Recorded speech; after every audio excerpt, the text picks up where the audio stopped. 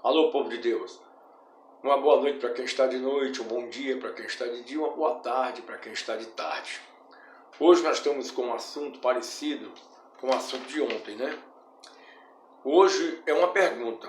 Quando os corpos do submersível Titã sairão do fundo do mar?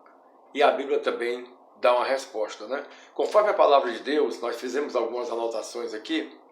Sabemos que chegará um dia em que todos os que morreram no mar e não foram achados, sairão um dia no fundo do mar, através da ressurreição dos mortos. Está bem claro. No caso dos 5 grandes empresários do Titã, tá?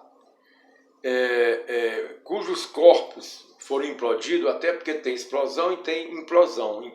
Explosão é de dentro para fora e implosão é de fora para dentro, tá? E outros casos também, como o do deputado Ulisses Guimarães, que caiu no mar com um helicóptero com a sua esposa, certo?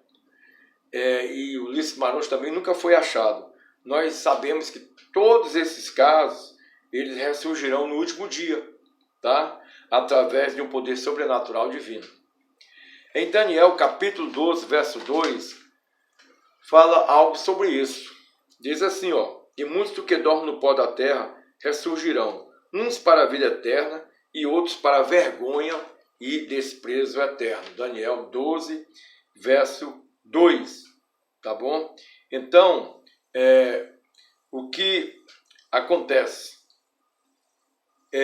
com os oceanos, como os oceanos eles ficam na terra, é claro que essa profecia cumprir-se-á com aqueles cujo túmulo encontra-se no fundo do mar, como também aqueles que estão no navio Titanic, que desceram aproximadamente 4.000 metros de profundidade e foram mais de 1.500 pessoas, e os seus túmulos estão aqui naquele navio do Titanic.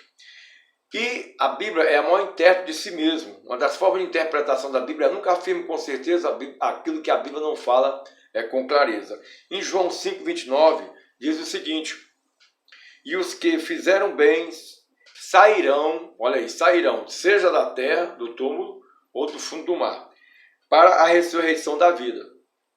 E os que fizeram mal, para a ressurreição da condenação.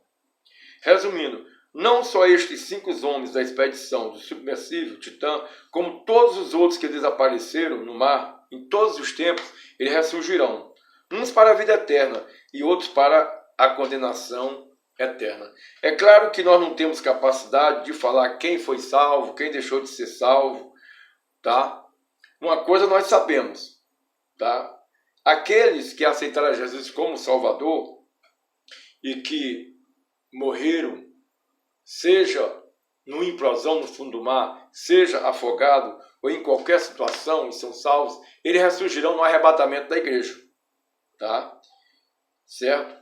E aqueles que também morreram da mesma situação, sem Jesus, eles ressurgirão não para a vida eterna, mas para a condenação eterna. Aqueles que morreram sem Cristo. Tanto aqueles que morreram sem Cristo para o túmulo, como também no fundo do mar. É interessante que o mais interessante nisso tudo é que a Bíblia também trata daquelas pessoas que morreram no fundo do mar e nunca foram achados. Até isso a Bíblia fala. Você vê que a Bíblia é um livro perfeito, tá? No livro do Apocalipse diz o seguinte, ó: e deu o mar os mortos que nele havia. Mar aqui inclui todos os oceanos, né? Tem o Oceano Índico, o Oceano Pacífico, o Oceano Atlântico, né? E o inferno deram os mortos que nele havia, e foram julgados cada um segundo as suas obras, tá? Segundo as suas obras. É bom informar, tá? É bom informar que não estão incluídos aqui os salvos do arrebatamento, pois esses pertencem à primeira ressurreição. Neste caso, do capítulo 20, verso 13 a 15, pertencem à segunda ressurreição. Nós vamos ler. Então, olha o que diz aqui. Justamente no Apocalipse, tá? Capítulo 20, verso 13 e 15. Deu o mal aos mortos que nele havia, e a morte e o inferno deu os mortos que nele havia, e foram julgados cada um segundo as suas obras. E a morte e o inferno foram lançados no lago de fogo. Esta é a segunda morte.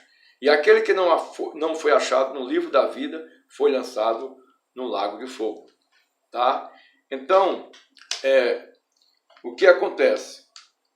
Todos os salvos do arrebatamento, e também aqueles que foram salvos na grande tribulação, eles pertencem à primeira ressurreição. Interessante isso aí, né? Pertencem à primeira ressurreição. Já os que serão julgados após os 1000 anos de paz, ele pertence à segunda ressurreição. E para isso, nós vamos ler aqui, tá? Justamente Apocalipse, capítulo 20, verso 4 em diante. E vi tronos, e assentaram-se sobre ele aqueles que foi dado poder de julgar. E viu as almas daqueles que foram degolados pelo testemunho de Jesus e pela palavra de Deus, e que não adoraram a besta nem a sua imagem, e não receberam sinal na testa nem na mão. E viveram e reinaram com Cristo durante 1000 anos. Mas os outros mortos não reviveram, até que os 1000 anos se acabaram. Esta é a primeira ressurreição. Então, repetindo, fazem parte da primeira ressurreição tanto aqueles que serão arrebatados antes da grande tribulação, como aqueles que serão salvos e darão a sua vida, tá? Por Cristo na grande tribulação. Bem-aventurado e santo aquele que tem parte na primeira ressurreição. Sobre este não tem o poder da segunda morte, mas serão sacerdotes de Deus e de Cristo e reinarão com ele por 1000 anos. Então nós vemos aqui duas fases da primeira ressurreição. Aqueles que serão salvos no arrebatamento, serão arrebatados, não passarão pela morte, e aqueles que vão ter que passar pela morte para serem salvos na grande tribulação. E depois de 1000 anos, que vai ter 1000 anos de paz, como diz aqui, que deu mal aos mortos que nele havia, e a morte e o inferno eram os mortos que nele havia. Então, irmãos, Deus está no controle de tudo. Nem aqueles que tiveram morte terrível no mar e nunca mais foram achados, eles ressurgirão. Que Deus abençoe a todos, em nome de Jesus. Amém.